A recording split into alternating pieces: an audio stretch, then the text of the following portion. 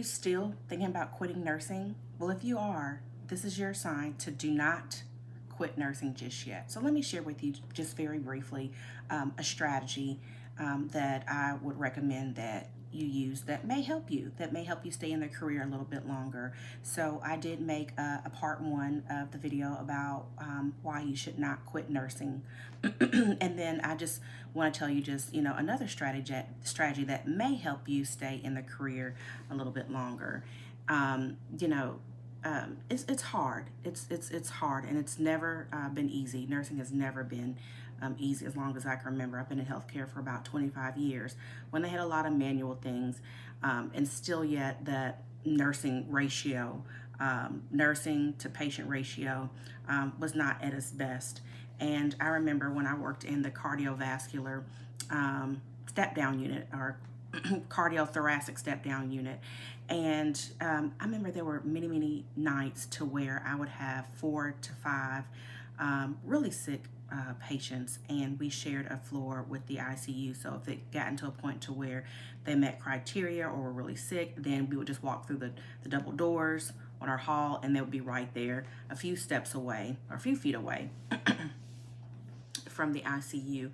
But I remember lots of times, and they would have open heart surgery, traditional open heart surgery, and then some of them would have, more of a vascular type of surgery.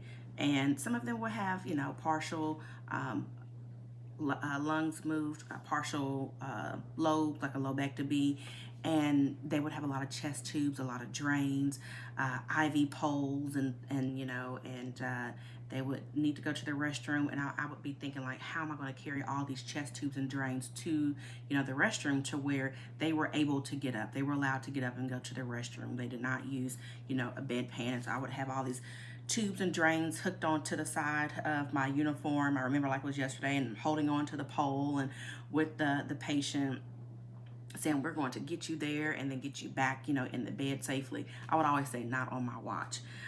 But the way the hall was split up, the way I would have patients down this hall, and I would have patients down this hall, and then I might have a random one on this hall.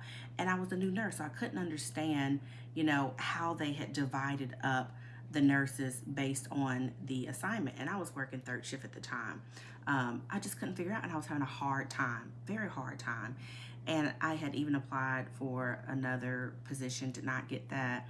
And I'll tell you about that in another video, because that's something in itself. Not that I was not qualified, it's just that the staffing needs were greater on my unit. And anyway, but I was having a tough time. So I ended up going to the nurse manager, and I was nervous to do that because I was a new nurse. But I ended up going to the nurse manager and letting her know, hey, I feel like I'm having a tough time. I feel like I'm walking this way. I feel it's too much. Can we talk about? She shut me down. I couldn't even get the rest of the sentence out. She was like, nope, we're not discussing it. We're not talking about it. And I was like, oh, okay. So I was a brand new nurse. And she did not hear me out, and I was struggling and having a tough time. And again, in my first year as a registered nurse, although I was a nurse aide before, a nurse's aide, still very, different, because by the time you become a registered nurse, no one really tells you that you're a CNA as well as the RN. So you've gained all those duties plus your RN duties. And, I really thought about it, and it hurt because I was used to, someone listening to me or being heard. And I'm like, this is a whole different beast. So what I ended up doing was writing her an email, and I was there right underneath a year, right there.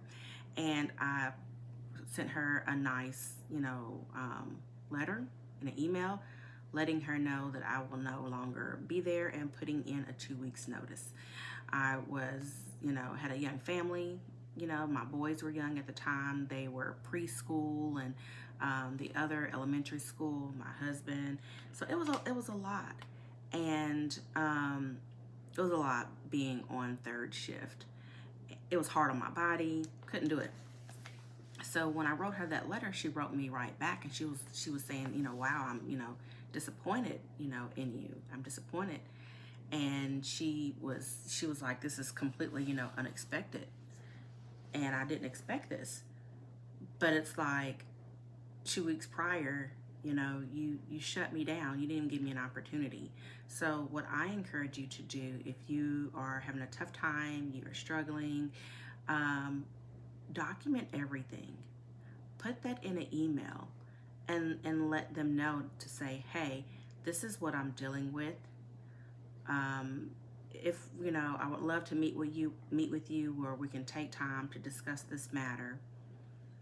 And if we're not able to come to a solution, you know, I do have to find something that's going to best fit, you know, my needs and my family needs.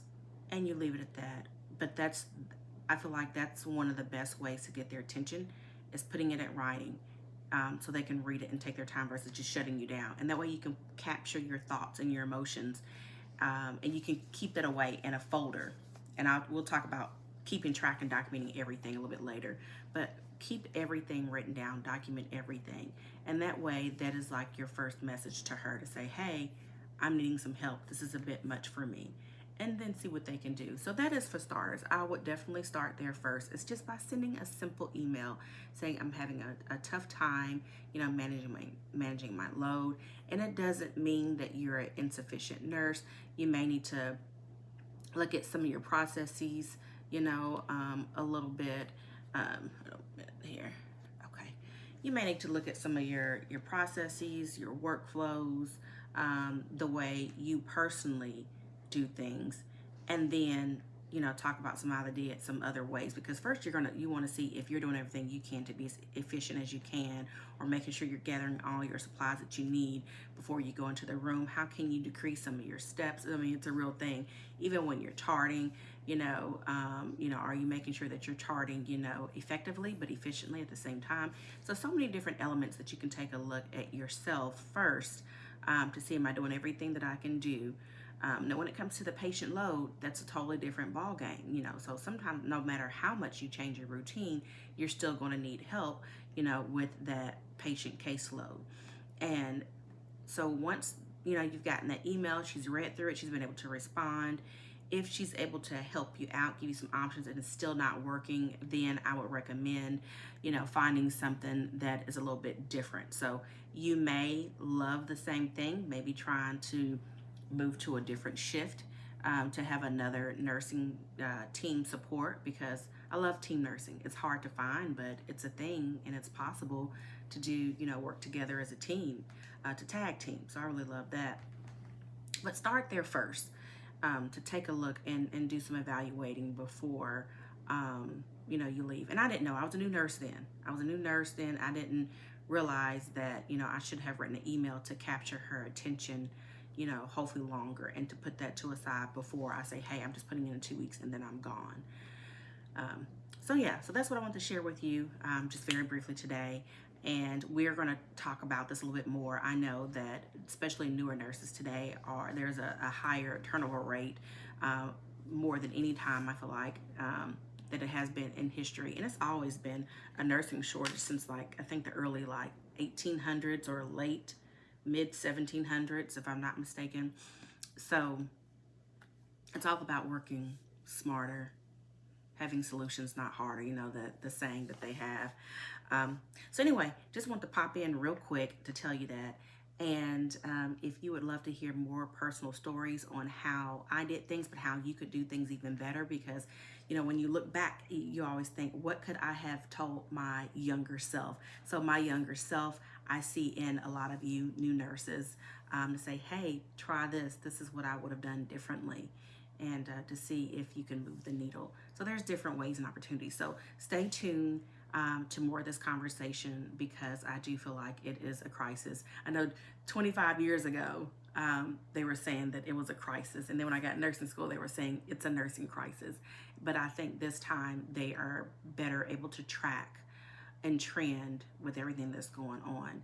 And so I want to give you all some different avenues, based on my experiences, to say, hey, maybe it's not time just yet. So this is your sign. It's not just time just yet. There are solutions. You've worked so hard to become a nurse. You've gone through probably blood, sweat, and tears. And that's another video, blood, sweat, and tears in nursing, and carrying that weight, that you deserve to be here, as a nurse, and in a place to where you feel like that you can thrive. So I am Shawnee, And until next time, like and subscribe if you would like to hear more stories. We'll talk soon. Thank you. Okay. So, I'm losing my train of thought. I need to probably start making some bullet points.